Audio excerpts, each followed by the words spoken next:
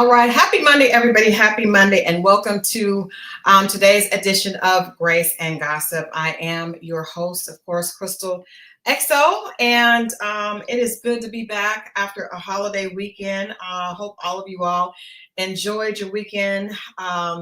Thanksgiving weekend, Thursday, Friday, Saturday, Sunday. If you didn't celebrate with family, I hope you had a chance to just think about what you're thankful for. And just spend some time, hopefully not working, just enjoying yourself and however that may be. I had to get on for Grace and Gossip today because there is a lot happening today in hot topics. There's a lot going on between the Housewives of Potomac and the Housewives of Atlanta. Of course, Netflix. We're going to talk about tonight. Our main topics are going to be Kandi and Todd's divorce, which we knew was going to continue to get messier than it was. And of course it has. Of course, I don't think that nowadays, divorce, there's really no way for it not to become divorce, specifically with public figures like this.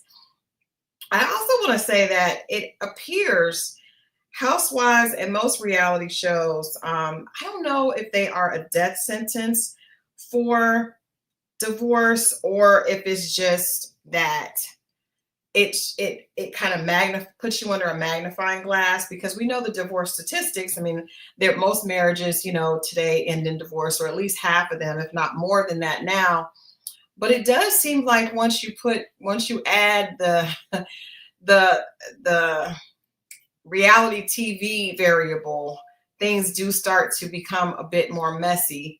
Hip Hop Inquirer, you should be on. You should join, because we are talking about one of your favorite. You and I go back and forth on the Diddy situation, and we thought that we knew, because Dennis and I, we talked about the fact that we knew 50 was doing a documentary. I have one of the producers is a good friend of mine, and so he had given me an update. But Dennis, I need you to join me if you are able. Let me know.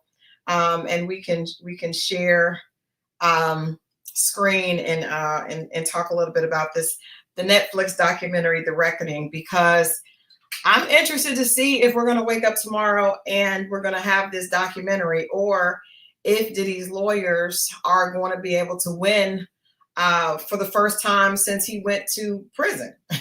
From the time he was arrested up until now, we have not been able to. They have not won. His lawyers have not been able to get him out of hot water. I'm going to send you the link. How about that? I'm going to send you the link right now.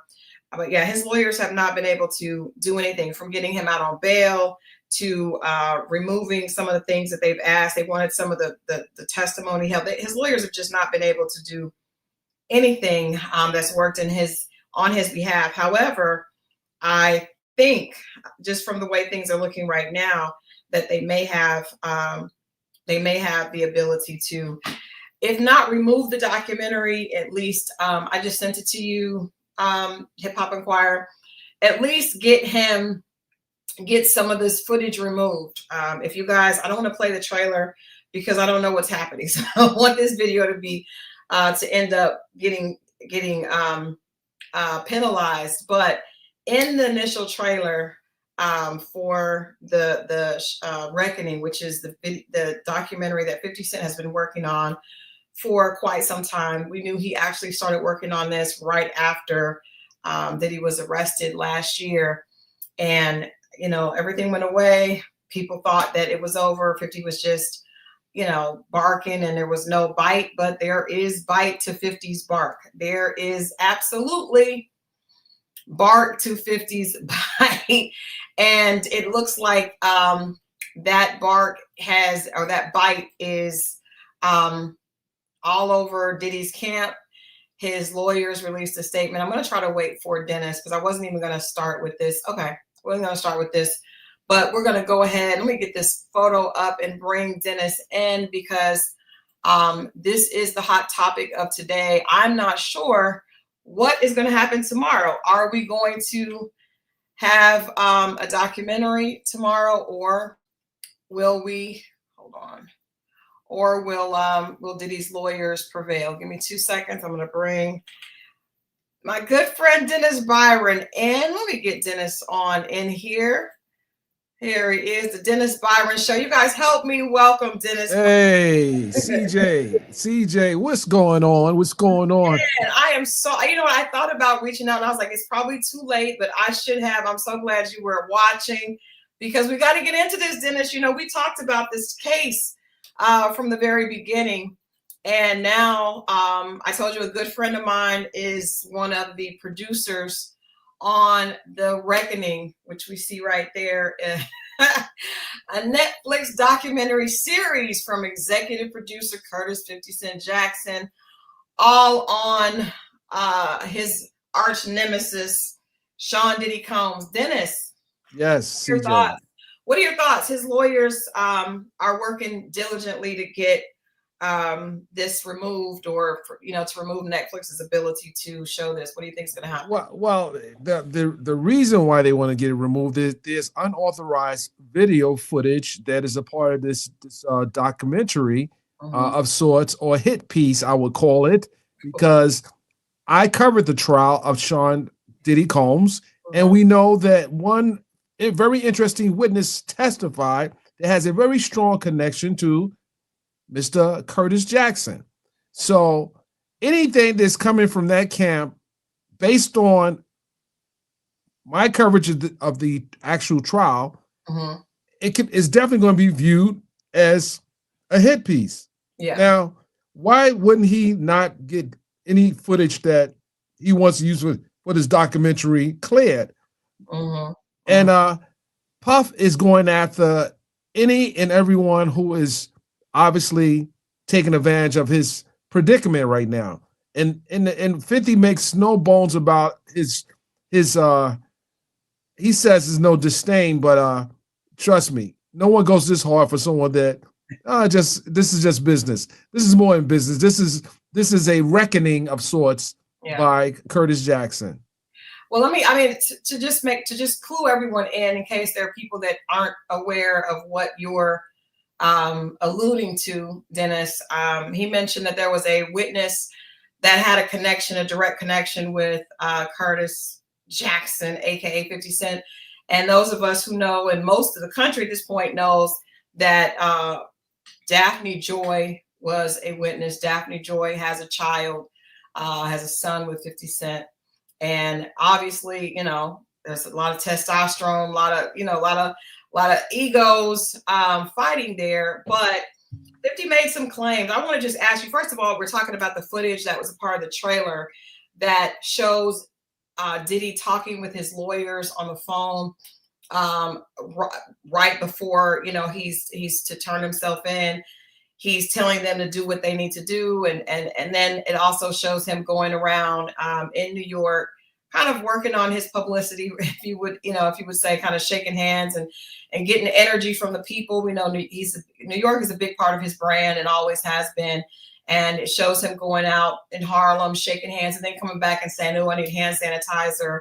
I feel dirty. I need to take a bath after that." Really. And then 50 Cent today in his interview with Robin Roberts suggested that he felt like that was important to show Diddy's character, that particular footage.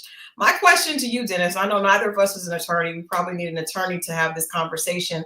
But if that footage, obviously that footage was somehow someone who got that footage sold. I'm going to assume that it was sold or given to the producers at Netflix that are part of this documentary. So obviously, because I don't think 50 would be ignorant enough to put out something without knowing that the ownership was taken care of. So what are your thoughts on how does that work? Like if someone owns the footage and they're part of that camp, but they sold it, that's not on 50 or the producers, would it be? Okay, so before we go forward, because I was a reporter in the courtroom, I cannot affirm or deny the witness that took the stand, and that's under judge order. Yeah. So again, for those who are watching that may think that I've broken the judge's ruling, I have not. But to answer your question, Mr. Combs has asserted through his representative that that footage is unauthorized. And to make that type of assertion, they would obviously have to prove that how did 50 obtain that footage? Was it, for example, and what people don't know is a lot of times when Mr. Combs does these big events or parties, the people sign releases in certain instances. Right. I don't know if a photographer provided that content who was paid, who was a work for hire. So we don't know the particulars, but if Mr. Combs is making that assertion, then he obviously has to back that up with some type of evidence. And would Netflix not vet the documentary from minute to minute to minute? Because I license footage in documentaries, and I license based on the amount of minutes that is being used for the documentary. And then I had to provide them with a release to run the content. If 50 Cent was not the person who shot the footage, then we need to see a release from whoever shot that footage and not just taking this guy's word for it. Right. He has to provide that, and they're going to and now I think based on Mr. Combs's claim, the lawyers are probably going to come back and say, hey, we need to see the releases. And it's a lot of different, and we do know just based on another early story, most recent story, where Cameron was sued by a photographer for using a photo that he didn't get the clearance for.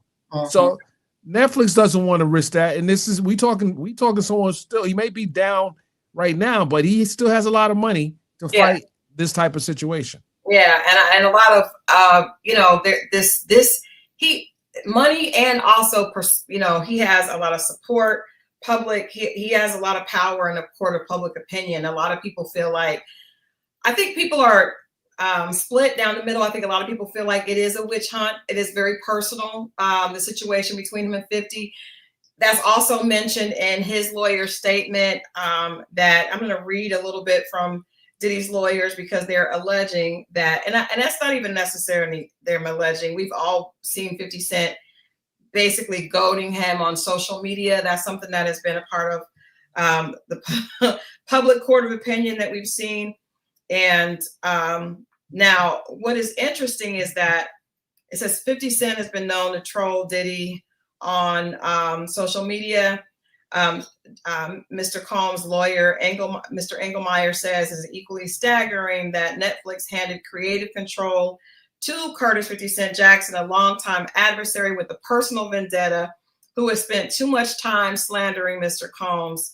Beyond the legal issues, this is a personal breach of trust. Mr. Combs has long respected Ted Sarandos with Netflix and admired the legacy of Clarence Avant. That was interesting that they brought that in. I mean, they did a documentary on Clarence Avant, who's was a big time influence in the business and passed away, and a lot of celebrities were a part of that documentary, Diddy included.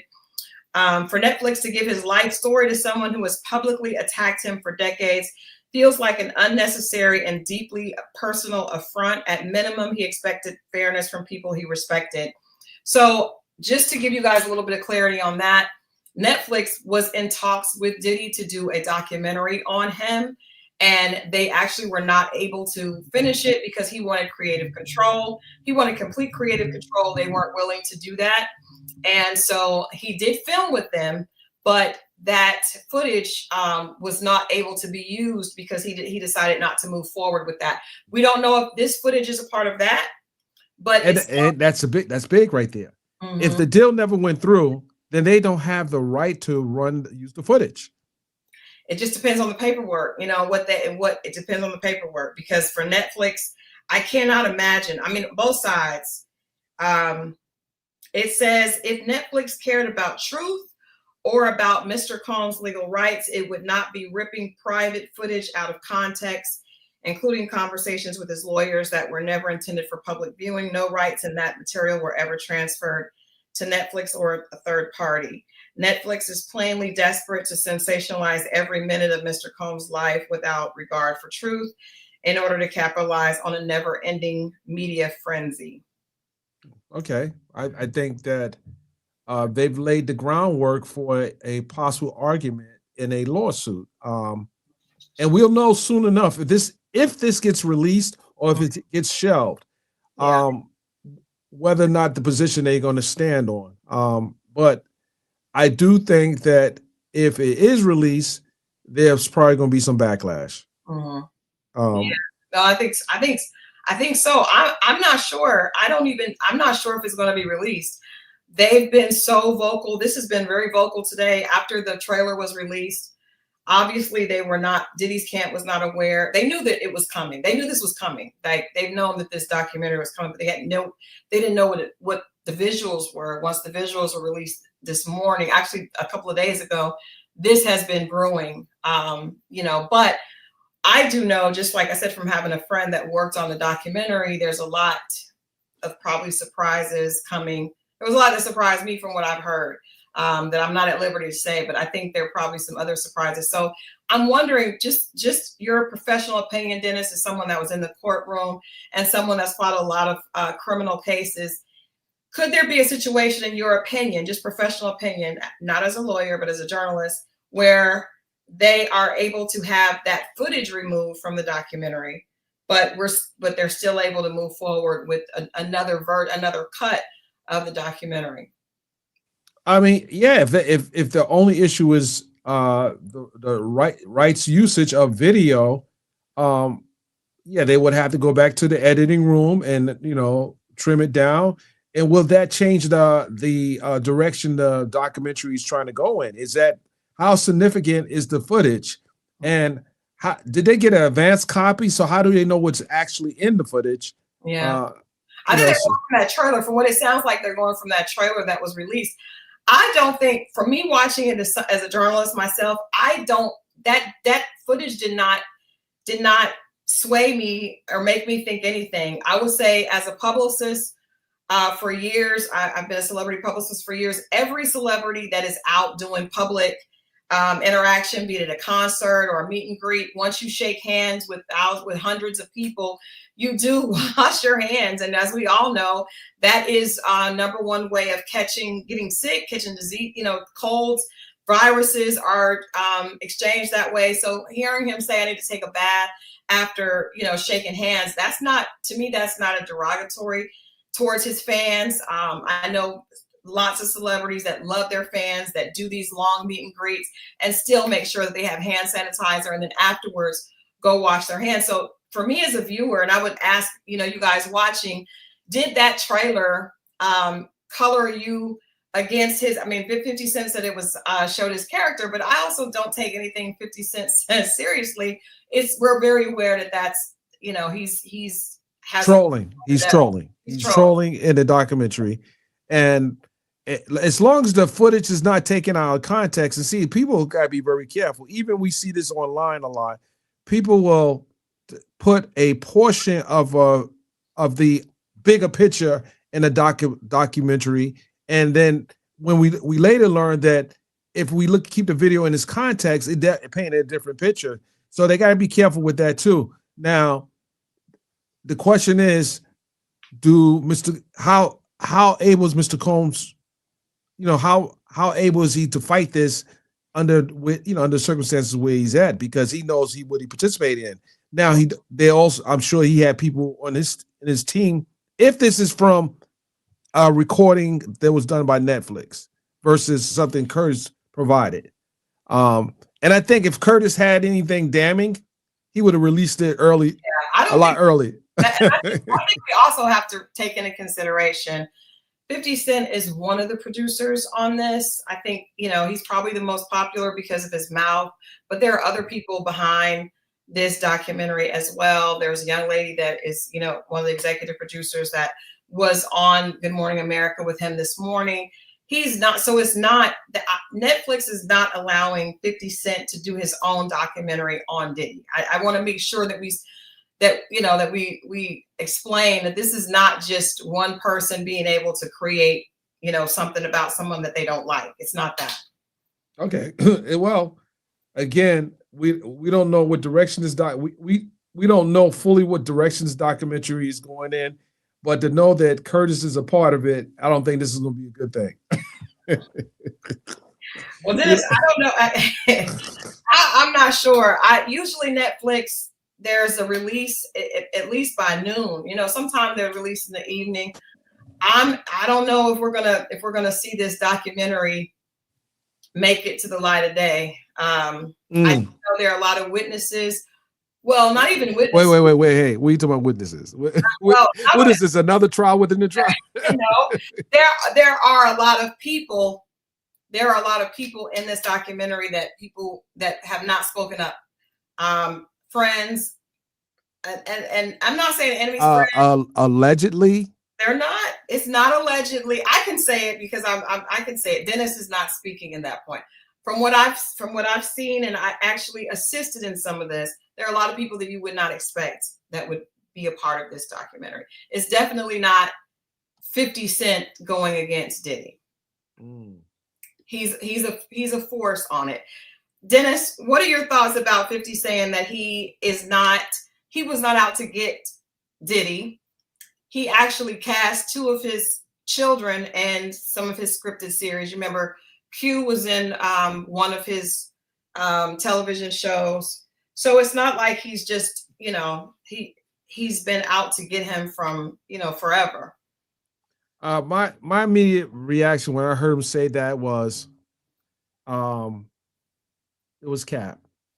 It was cap. That was your professional opinion of that. That's my professional opinion. Anything that 50 is a part of where Diddy's name is in it, I'm just like, listen, you can listen. I see no reason why 50 would shift gears when he's been 10 toes down throughout the trial, and especially when that witness took the stand. It was just awful. So yeah. I don't plan on looking at it, to be honest with you. I don't plan on looking at it. Do you think that it takes away Netflix's credibility to be a part in this? Are you talking about the same Netflix that did a whole Jeffrey Dahmer's? We knew the fallout from the Jeffrey Dahmer's documentary. Yeah. That was bad. So they didn't care. But would I start watching Netflix? Absolutely not. I'm paying my $7.99 a month. That's right. If even the general public would consider a documentary like this to be credible from a news standpoint when it's being heralded by an obvious his nemesis. Yeah. We that in itself, people are going to give it the side eye. Is it really worth it? Is it worth the lawsuit that's going to come out from it? And what value is it really going to do for Netflix when, quite frankly, Mr. Combs will be out by 2028? I mean, that has nothing to Netflix is looking at the ratings. They're not worried about. You think this is going to get? Listen. Yeah. I think it's going to get ratings because people still want to see. I think people know that 50 is trolling him, and I think a lot of men would definitely, probably love to do the same thing. They just should call this a fiction and not a documentary. Call this a fiction. You haven't even seen it yet, Dennis. Listen. It's a fiction to me until you prove otherwise. They can call it whatever they want. I'm calling it a fiction until we see otherwise. You know what? We'll see. Well, I'll definitely be speaking about this tomorrow morning, but I want to pivot to my next topic. Dennis, you can speak to this as well because you live in Atlanta. We are definitely always objective, but there is a huge divorce case happening. Okay. Kandi Burruss.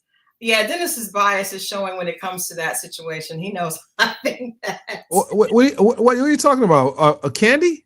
No. Well, I'm talking about Kandi, but if your feelings said, Dennis, your bias is showing when it comes to Diddy and 50. I think everybody is on a side when it comes to everyone takes a side. Even CJ, Crystal's taking a side.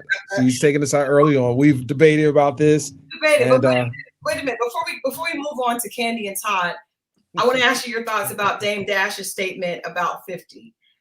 Dame Dash, who we also have opinions about, came out and said that 50 was not a black man that you could trust because any black man that would go to the white man to tear down another black man is not trustworthy.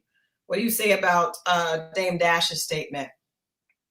I mean, I'm not going to go as hard as saying that because Dame Dash has done business with non-blacks, and for him to just make it a black and white thing, I think that's um, irresponsible. Call it out for what it is. 50 has, he has, in my opinion, he has a score to settle. Yeah. And that score for some looks different than the way Dame sees it. Now, do I think that there are a lot of people that share Dame's sentiments? Absolutely, because you got to think about this. There are only a handful of people that have elevated to this level in the industry for people of color. So I get what Dame's saying because it appears that we don't have a lot of us that has reached this stature in entertainment, and for 50 to go so hard, it does give him that, people to give him that side eye. And then look at who's 50 aligned with too. If we're going to talk about, we ain't gonna really talk politics, but I feel his position, but I don't want to make it all about that at all. I can't do that. In my opinion, I don't think Dame has a leg to stand on. He speaks very negatively about another billionaire that is one of the very few, his former partner Jay-Z. At every chance he gets, he says something negative about it. So it's like, I think that 50 gets heat because of his platform. He's able to do it on a bigger platform than Dame Dash. But Dame has went at everyone from Cam to Jay-Z. He just, he's made an enemy out of a lot of his former peers. So, and to your point, just look at how he gives Charlemagne the business as well. Exactly. So I don't think he can be the moral police in this case. No, Dame. Or the Malcolm X in this situation, because he has done some questionable things, and I know some things. I'll just say, I'm not listening to you. I'm not getting my Black Power speeches from you, sir. Not at all. Not at all. Not at all. I think he tries to be I think he's trying to be relevant, trying to connect himself with a trending topic, and I think people can see through it. And I think people are, for the most part, don't want to hear about Dame Dash, anything he has to say. I think that for 50, I feel like from the beginning he's been a loyal. He's one of those 58 laws of power guys, and there is a law that suggests, when you have an enemy, you finish him. And I think this is very personal. I don't think it's just because of his ex. I think there's other things involved that he's alluded to, and I think he's just following suit. I don't think he's different than a lot of people in the business. I think he just has more money and more positioning because of the success that he's had in television and movies. And so, this is a result of that. But it's definitely uncomfortable for the public to be a part of it. But I do think the ratings will do well. Okay. We'll see. We'll see. I mean, it's Netflix. They have a big platform. Yeah. But they also have done Diddy pieces as well, leading up to the trial. But we'll see if people are going to tune in just because 50 has a big platform, so they're going to tune in just for that purpose. It is Diddy. I mean, it's still. I mean, anytime. I don't think anyone who has been as successful and as popular and as much of a figure of success in this country as Diddy is, people are going to watch no matter what it is. His name, his brand is connected with the culture. And so I think even if it wasn't 50, he would still get views because people want to know, they want to know more. We learned a lot during the trial, but people want to know more. So I think. Hey, didn't Floyd Mayweather take 50 shopping? I don't know. I don't know. I'm just, shots fired on that one. I'm not getting involved in that. Let's move on to Kandi and Todd. Now you made me uncomfortable. Moving on to Kandi and Todd. I want to play this clip, Dennis. Obviously, Kandi announced that she had decided after prayer and much thought to go ahead and file for divorce. The divorce papers suggest the divorce, the separation started in this summer, June of 2025. And Todd, I have the court documents. Todd responded, and he is contesting the prenup, and which is going to be interesting because we all watched all of that. So this clip is from that season where we saw Todd and Kandi get married, and I know he's about to show me too. Yeah, they're talking about that infamous prenup. But he also has said that he wants to file for, at the least, joint custody. But if she wants to fight, then he will go for primary custody. He also, in his paperwork, it also says that he actually has custody of the children right now because Kandi is on tour. And he says that she will be on tour for months after this, so they will remain in his custody for quite a while. I do also want to say this, Dennis, and then I want you to kind of speak from someone that's worked divorce case or been on divorce cases. On the show, when Kandi and Todd talked about having a child, that was one of the points that was brought up with Todd saying, you don't have time. There's even a scene where her daughter says, Mom, you don't have time to have another baby. And Riley says this to her mom, and she complained on the show about her mom not having a lot of time. And so Kandi, definitely assured everyone that she was going to make time. But I'm wondering, with this happening, there is footage of that, right? That conversation. I mean, that has been one of Kandi's storylines of the Housewives the whole time, and she's very busy. Todd has mentioned that she doesn't make time for the two of them. They have the children. The children are with Todd right now. I would just say that it could be difficult, or it could be easier for him to get primary custody of the two children, Ace and Blade. There's actually another housewife today who, Megan King, from Real Housewives of the OC, she lost custody of her 3 kids to her ex-husband, Jim Edmonds, because there was some proof that he was able to prove that she was not fit to be primary custodian of the children. Just another housewife that happened to get into that. But my question is, what do you think the judge would think looking at that footage? There's proof, and then the fact that as we file, Kandi's not, does not have custody of the children. Okay, so this case is filed in Fulton County first and foremost. Judges in Fulton County work the will. They're either on criminal side or their family court side. I want to see what judges assigned to this. And so I looked at a comment someone made. Him wanting full custody puts him in a financial advantage to be able to get not only child support, but also it strengthens his case for full custody. Yeah. But here's the other part to that.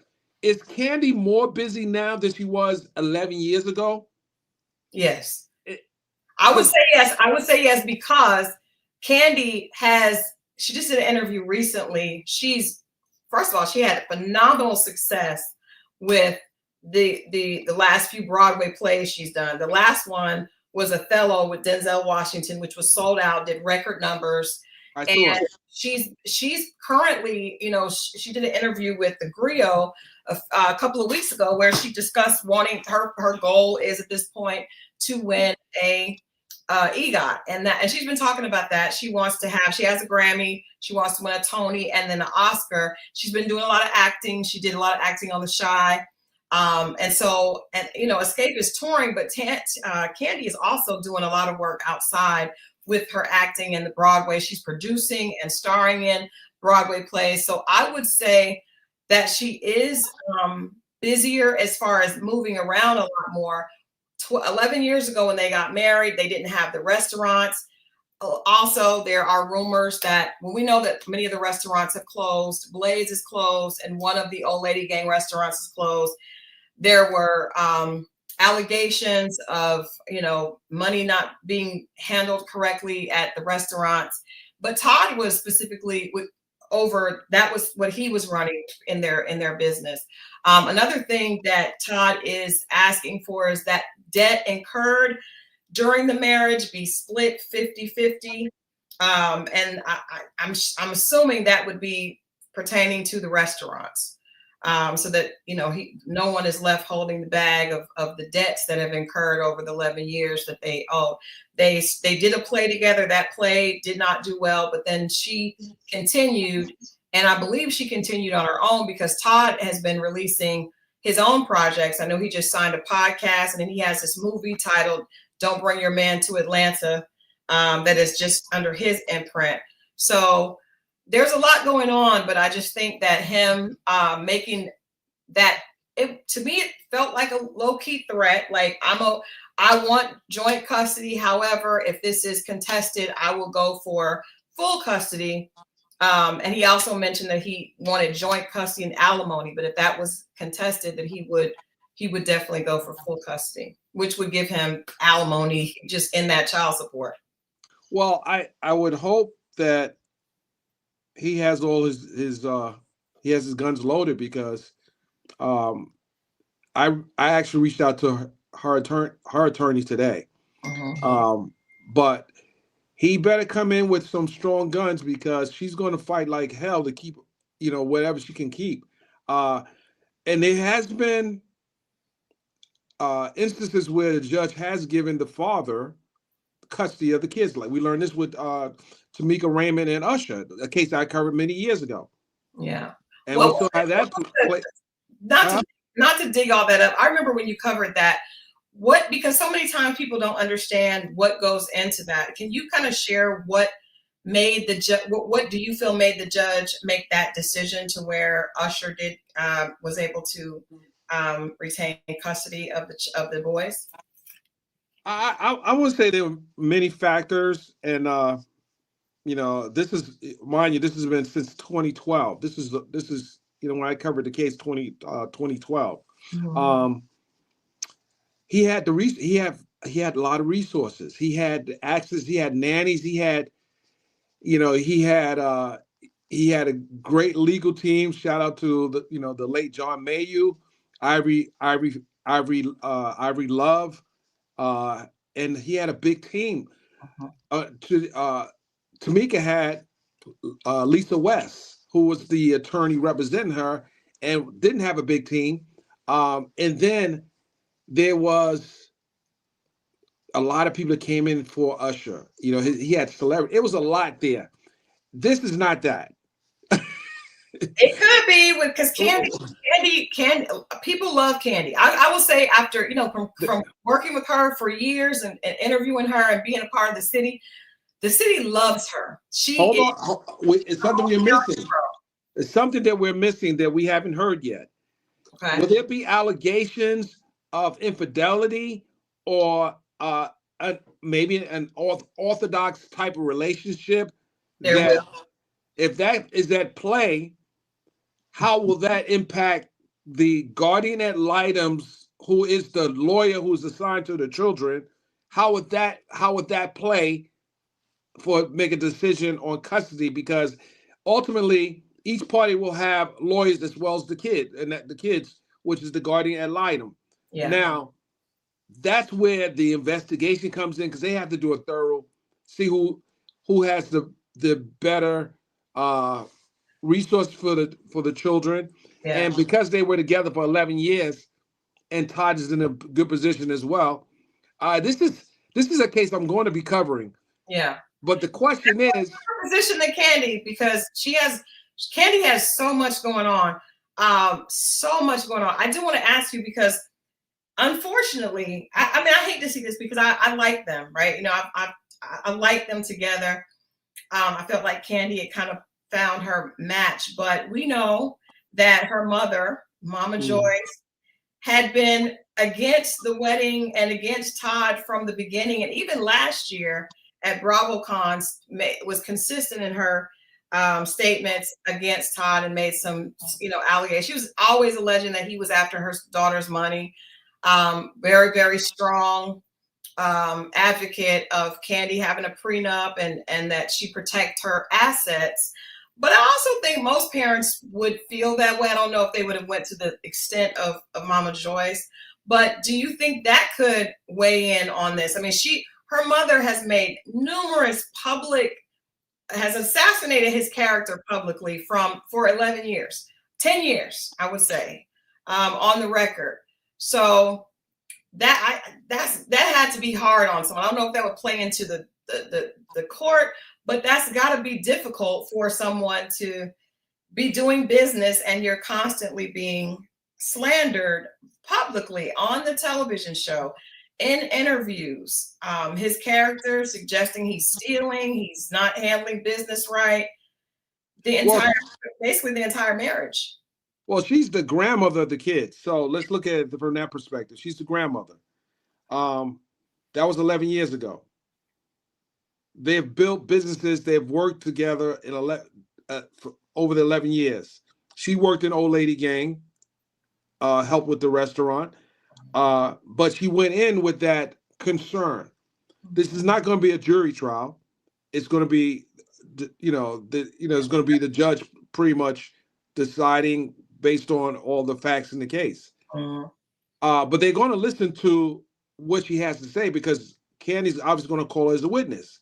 But then Todd is also going to be able to call, because I think Todd has an older kid as well, doesn't he? He does. His daughter. They both have older daughters. Right. So, I mean, this can get very messy or it can get resolved before it goes get messy. I would just caution both of them to look at some of my coverage in these divorce cases. I've covered more high-profile divorce cases in Georgia than anyone. Can we both agree on that? Mm-hmm. Yeah. On video, so they can look at my video footages and see how these cases don't always go the way you think they go. Mm-hmm.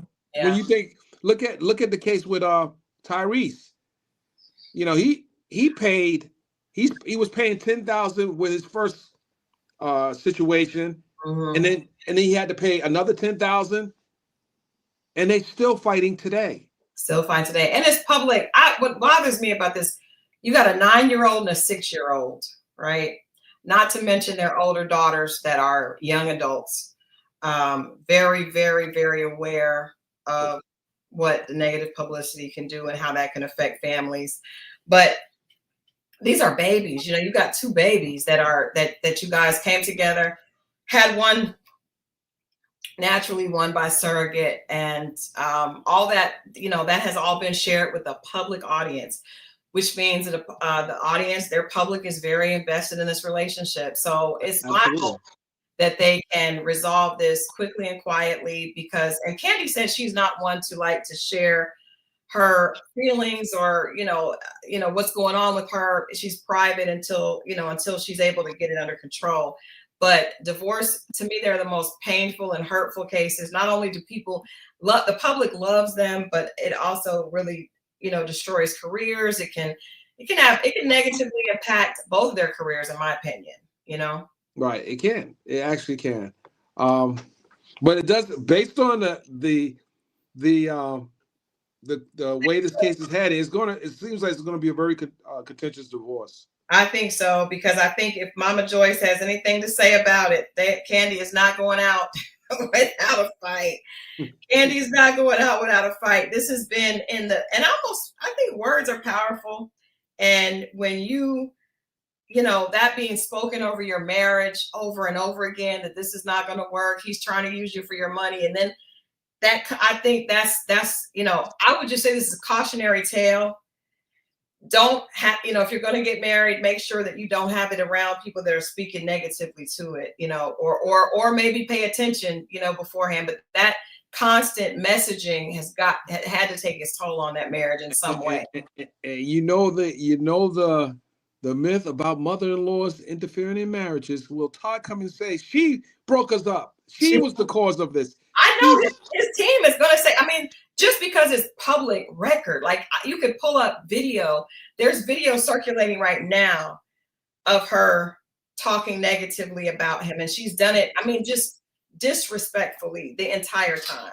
So I am a publicist, but I would definitely pull that on my, if I was even participating in a case, I would pull all of that because it speaks to the duress that your client might have been under. Now, was he under duress to sign that prenup? I think he could have said no. You know, I mean, he definitely, he knew what the stakes were. He knew that her mother felt that he was trying to take advantage of her daughter because she was so much more, you know, had so much more money than he did. So he was well aware, and he made a conscious decision to get married without it. So I don't see how that could be considered signing under duress, but you know, right. Someone, I just see someone in the comment section. Yeah, the Ludacris, I cover that as well. Every high profile case, from Iverson to Ludacris to Usher to Tyrese to I mean, so many I almost forgot. They all cases I've actually covered on camera that you can pull the footage up. Yeah. That they all were, in my opinion, contentious. They all were pretty. Yeah, they were ugly. I mean, if I had to say what case was the most drama filled, oh my God, it's a toss up between Tyrese and Usher. Yeah, I would say because with Usher it was in the court, but Tyrese was asking people, doing public pleas for people to come support him. Like it was, you know.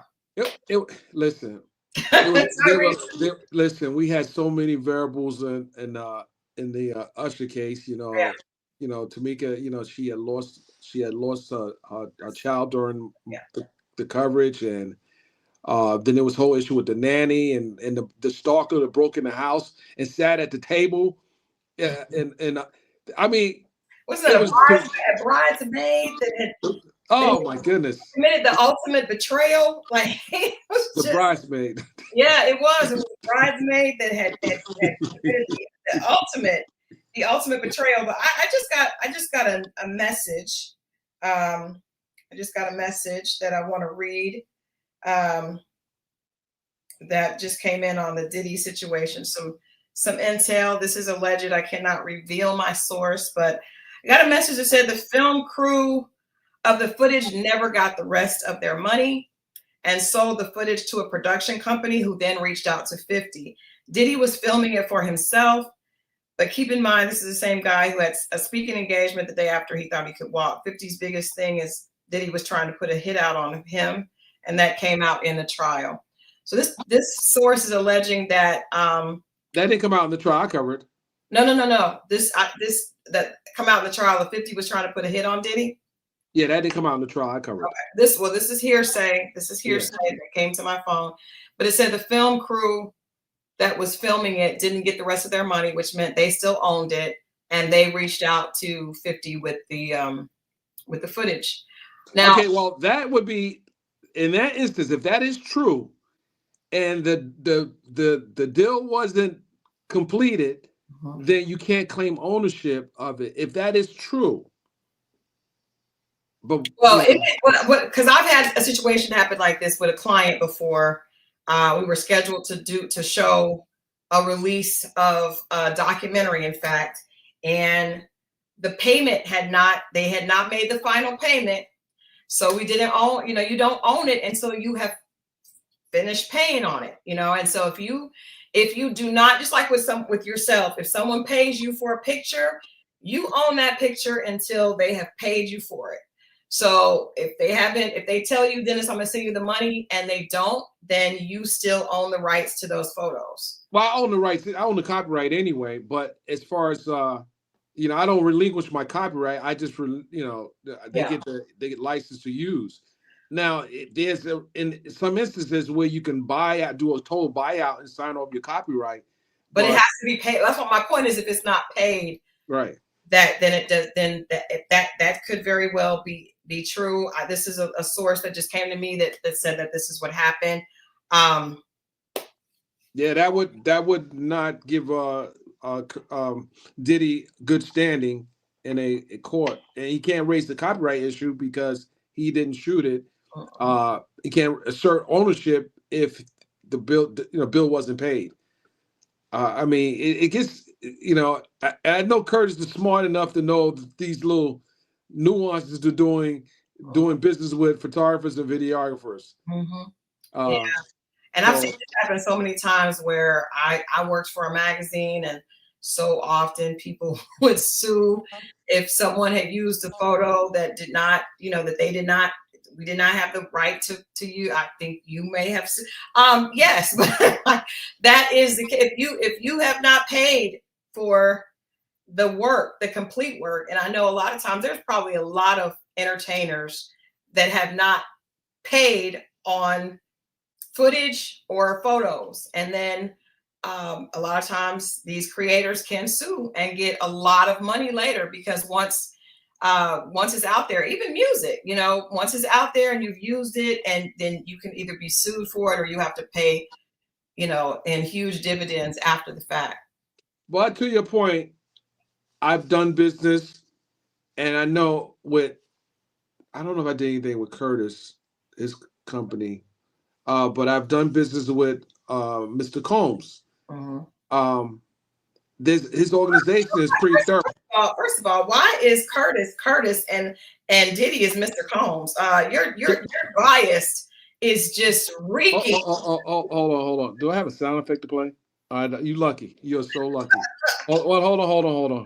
No, you are biased as heck. Mr. Combs and listen. Mr. Jackson, Mr. Combs, okay? Okay. Happy? Yes. Mr. Jackson, Mr. Combs. Respect Mr. Jackson. Listen. Hey.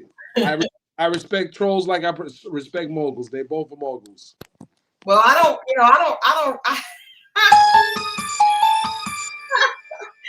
I respect moguls. I don't necessarily respect people that do freak off. So I'm not into the freak off. So, hey. These niggas lacking. Ew, the freak off is. Listen, CJ, I love you to death. I gotta go to dinner.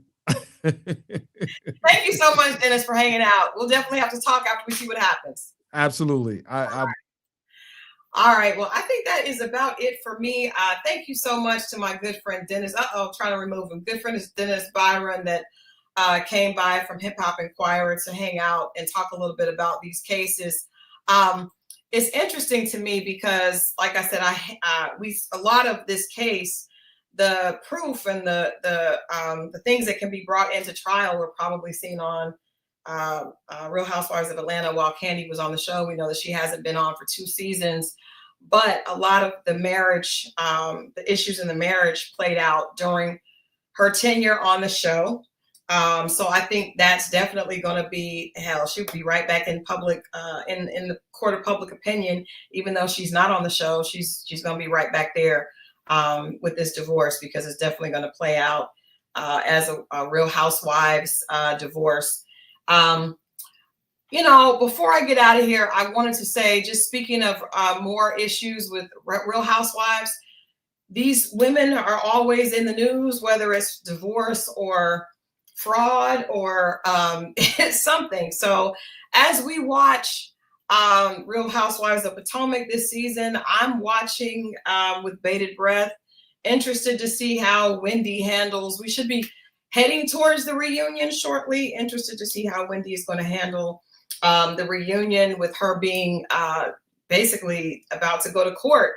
And when she went to BravoCon a couple of weeks ago before Thanksgiving, she was really not. She was very vocal about being upset with people that were not standing behind her while she's under scrutiny because of these fraud charges, and basically acted like the truth would come out. After that, more information came out about her and her husband having several aliases that they used on credit cards. So, this season for Wendy, she's doing well in the season, but I'm interested to see how all this is going to play out once it goes to court. The newbie that has been in trouble is Stacy. Consumer O says, I'm surprised Wendy got permission to travel. Remember, all this was shot prior. The arrest warrant happened earlier this fall, but the season had been shot, and so we don't see that in real time. So she probably isn't allowed to travel now. But Stacey Rush, the former QVC model, is really having a hard time on this season of Real Housewives of Potomac.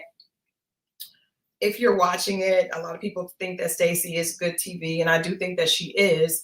But I also think that she is a disaster waiting to happen. You know, I guess if we let Mia go, we let Mia be lying go, they had to replace her with a more proper liar, which is Stacey.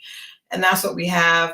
She is good for TV, and she doesn't seem to take anything seriously, but she is a strange proper web of lies. You know, her scenes with her husband, I do not believe that they are together. I don't believe that they're back together. I think that she wanted him for the show when she realized the situation with TJ went belly up.